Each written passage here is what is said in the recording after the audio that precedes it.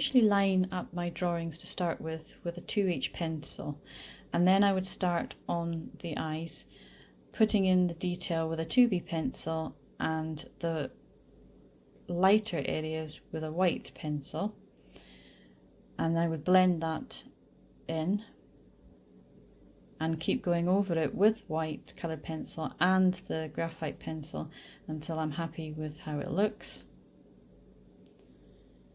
Then I would work on to the left eye, doing the same exact thing, putting in the white coloured pencil for the eyeball, and then the detail in the eye with a graphite pencil, the 2B, and I would blend that in when I'm happy with it, and then I would go over it again with the white coloured pencil and the 2B pencil,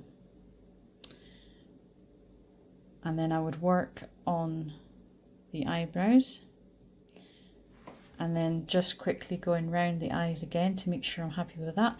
Then I would put in the lighter areas with a white coloured pencil down his left side of his cheek and along his nose, showing where the lighter areas are, and then I would work putting in very light shading with my 2B pencil to show the mid-tones, and then adding in any white coloured pencil for lighter areas. And once I'm happy with that, I would then blend that in. So I'm just putting in, using my white coloured pencil where I see the light areas on his face, and then using my blending stump to blend in the graphite where it needs to be blended into the white, and then going round onto his neck and then round his eye again. And then of course Hughie has stubble, so I've put that in, and I'm now starting on the mouth, just putting in where it's light areas and dark areas and blending them in under the chin, and then I work on the forehead and then round his right cheek, and just basically going over his whole face, making sure I've got the shading in with the 2B pencil, and then adding any white coloured pencil where I think it is needed. So then after I've done that, I would then blend with a bigger blending stump round the whole of the face until I have it blended to how I want it. Again, as I'm going along, I'm checking my reference and adding white coloured pencil and the graphite pencil where I think it needs to be added for the light and the dark shades. And then I would work on the ear. I always, as I say, go in for the lighter areas because I find it easier myself when I'm adding in the midtones and the darker areas. So then I'm now using a 3B pencil on his eyebrows round all the darker areas in the eye and the nose and the mouth, and just going around the whole face, making sure that I'm getting the detail in, and again around his jawline where that stubble is.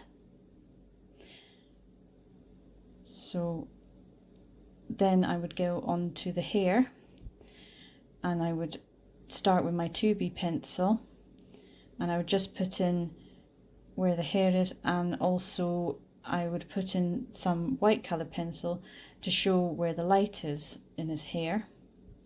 And again, everything I do it in a light way, so it's easier to erase if you make a mistake. And as I say with hair, you just need to look at it as sections. Don't try to do it as single hairs or you'll be there for your life. And then, as you can see, I'm working on the side of his head with his hair, just getting the sideburn in, and yeah, and then I blend it in, always making sure that I leave in the lighter areas, and then I go over with a 4B pencil, just putting any dark areas in, just to emphasize, to make the hair look a bit more realistic. Then I'm working around his jawline again. Again, I just look all over the face, and then I work on his neck, just putting in where I think the darks and lights are.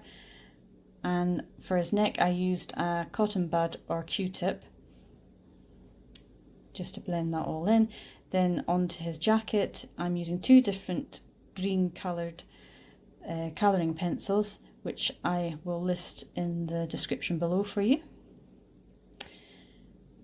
And then just adding little bits of white, and then the green again over. And then once that's done, I will put a diagonal white background behind him. So if you enjoyed this, please subscribe and hit the notification bell for my next video. See you then.